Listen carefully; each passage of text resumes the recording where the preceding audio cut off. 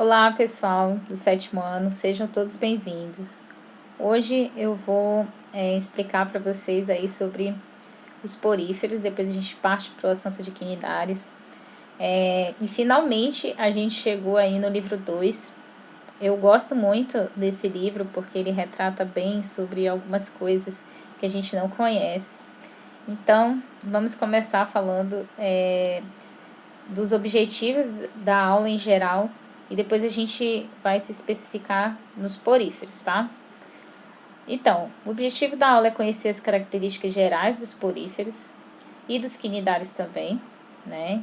A gente vai ver também alguns exemplos de quinidários, compreender a importância dos recifes de corais. Eu vou falar aqui um pouco sobre os recifes de corais, mas a aula específica para recifes vai ser mais lá para o final da aula, tá? Então, os recifes, eles são bem procurados, né, por turistas, por mergulhadores, por cientistas e também devido à questão da sua beleza e diversidade, né? Quando você vê aí essa imagem, você fica com vontade até mesmo de mergulhar e tirar foto, né, com esses seres aí. Então, eles são encontrados, né, em locais específicos dos oceanos, onde a água ela é clara, é quente, né? E, na verdade, os recifes são considerados ecossistemas. Ecossistemas complexos, armados por vários tipos de organismos. Então, aí nessa imagem a gente consegue ver peixes, a gente consegue ver os poríferos, a gente consegue ver os quinidários, a gente consegue ver aí os equinodermos, entre outros seres, tá?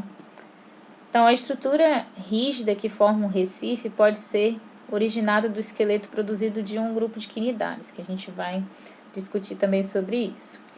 Então, além dos quinidários, os poríferos e muitos outros organismos fazem parte desse recife, como eu acabei de falar. E os poríferos, eles são animais que vivem sempre fixos. Já os quinidários não são só fixos, eles também são móveis, de vida livre. Bom, agora a gente vai falar aí um pouquinho sobre o modo de vida dos poríferos. E você também pode chamar os poríferos de esponjas, tá? Então, os poríferos são animais muito simples, conhecido também como esponjas, né? E nessa imagem você consegue observar a estrutura de uma esponja. Na verdade, de várias, né? Bom, o corpo desses animais é cheio de pequenas aberturas que a gente chama de poros. Então, pessoal, nas imagens que vocês verem adiante, né, de longe você já consegue observar os poros desses poríferos. E esses poros aí são importantíssimos para a alimentação desses animais, eu vou falar mais na frente, tá? Então, aí nesse vídeo a gente consegue dar um zoom ali num pedacinho de uma esponja e consegue ver mais ou menos os poros, tá? Então, esses animais, tá? Eles são totalmente diferentes de outros animais que a gente vai conhecer adiante. Por quê, pessoal? Porque esses animais, eles são bem diferenciados mesmo, né? Eles são como se fossem únicos. Por quê, pessoal? Porque eles não têm órgãos, tá? A sua estrutura é bem simples, eles não têm tecidos típicos, não é uma coisa muito complexa, mas tem algumas coisinhas, estruturas que vocês vão perceber que age como se fossem órgãos, tá? Como se fosse, por exemplo, um estômago, como se fosse, por exemplo, a região excretora daquele animal. Então, vocês vão entender mais ou menos como funciona aí a estrutura de um corpo de um porífero. Então, outra coisa interessante nos poríferos é que esses animais, eles não possuem células nervosas, tá? Eles não têm uma estrutura de células de sistema nervoso, não tem um cérebro, não tem ali uma região em que realmente haja um comando complexo, como por exemplo um mamífero, né? Então, as esponjas são organismos aquáticos, né? Não se locomovem. A gente chama esses animais que não possuem locomoção de animais sésseis. Essa é a palavra correta, tá? Então, são animais sésseis. Aí, a palavra está destacada em negrito, ali de preto. Então, esses animais, eles vivem presos às rochas, como vocês podem observar aí, né? Simplesmente fixos. E, na verdade, a gente pode ver também esses animais não somente em rochas, como em outras partes do leito do mar, né? Principalmente nos recifes. E também a gente pode encontrá-los em madeiramento dos portos, tá? Bom, já que esses animais, eles são considerados animais sésseis, ou seja, sem nenhuma forma de locomoção, como é que eles comem, né? Será que eles fazem que nem o Bob Esponja, que come sanduíche, né? O hambúrguer, na verdade. Então, pessoal, esses animais, tá? Eles não têm nenhum tipo de relação com o desenho, né? Existem muitos erros científicos no desenho, mas isso é normal, né? Porque é um desenho animado. Então, pessoal, algumas coisas são verdades, realmente, né? O que as esponjas fazem, principalmente ali quando se trata da estrutura da esponja, do Bob Esponja mesmo, né? A gente vê ele cheio de porozinhos. Realmente, ele segue essa estrutura aí de uma esponja, mas não se mexe, como aparece no desenho, né? Não se locomove. E muito menos vai atrás de alimento. Então, respondendo aí a nossa pergunta, né? O que acontece então? Como é que esses animais se alimentam? Então, é simples. Em vez de uma esponja ir até o alimento vem até a esponja, né? Vem até os poríferos, tá? Então, gente, dentro da esponja há várias células com fios de flagelos. Então, eu vou pegar aqui o laser para apontar para vocês onde ficam essas células com flagelo. Então, aqui, pessoal, as células com flagelo são essas de roxo aqui, ó, tá? Aqui tem 3, aqui tem uma, aqui tem mais 3. Então, gente, essas células aí são responsáveis pela alimentação da esponja. Então, essas células, elas movimentam esse flagelo, né? Fazendo uma corrente de água penetrar pelos poros do corpo do animal. A água atravessa os poros. Então, a água ela vai atravessar os poros aqui, ó, que são essas estruturas aqui. Como eu falei, o corpo de um porífero é todo constituído de poros. E a água, quando ela atravessa esses poros e entra nessa estrutura aqui chamada de átrio, tá? O alimento, ele fica circulando aqui e essas célulazinhas flageladas ficam absorvendo todo esse alimento, ou seja, ficam fagocitando esse alimento. A célulazinha fica só puxando aquele alimento para se alimentar, tá? E alimentar todo o corpinho ali da esponja. Tá, aí depois, por onde saem os restos, né? Que eles não querem. É como se fossem o ânus mesmo da esponja. Saem por essa estrutura aqui de cima, conhecida como ósculo. Quem olha uma esponja, né, acha que a esponja come pelo aquele buraquinho que a gente vê logo de cara. Mas na verdade não, tá, gente? Por esse buraquinho aqui, ó. Tá? Aqui em cima. Mas na verdade não, gente. Ocorre o contrário. A água, ela entra pelos poros, como vocês podem ver aí nas setinhas, e sai pelo ósculo, tá? Então, vou repetir novamente. Entra pelo poro, tá? Passa aqui pelo átrio e sai pelo ósculo.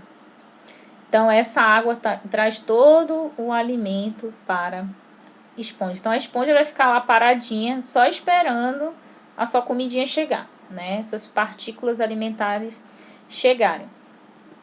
Então, elas não vão atrás de comida. Elas ficam lá paradas e quando a corrente de água passa, traz restos de pele de animais ali bem microscópicozinhos, traz bactérias, traz algas, protozoários, e aí elas só ficam ali filtrando aquele tipo de alimento, né? Então, na água que atravessa a esponja, existem aí os seres microscópicos, como eu falei, e restos de partículas de animais mortos, né? Geralmente é pele de animal assim, bem pequena mesmo. E aí a esponja, ela filtra todos esses nutrientes que tem realmente na água, né? Todas essas partículas alimentares. Então, as células flageladas, elas ficam se movimentando lá dentro da esponja e ficam só captando essas partículas alimentares, tá? Aqui nesse vídeo eu acho bem interessante que a pessoa, a verdade aí, né, o mergulhador, ele vai mostrar como que é a alimentação de uma esponja, né? Então, por exemplo, ele usa aí uma tinta verde, né, meio bem, na verdade, assim, bem forte. Aí ele vai colocando ali aquela tinta, né, que deve ter alimento também, né? Aí a esponja, ela filtra, né, ela absorve através dos poros essa tinta. E aí a tinta, ela sai pelo ósculo. Então, é aquela coisa que eu falei para vocês, segue aquela ordem, né? Quem olha a esponja acha que ela come aí por esse canalzinho do ósculo, mas não. Ela come pelos poros, passa pelo átrio e sai pela estrutura do ósculo, como vocês podem ver aí, tá? Nessa imagem.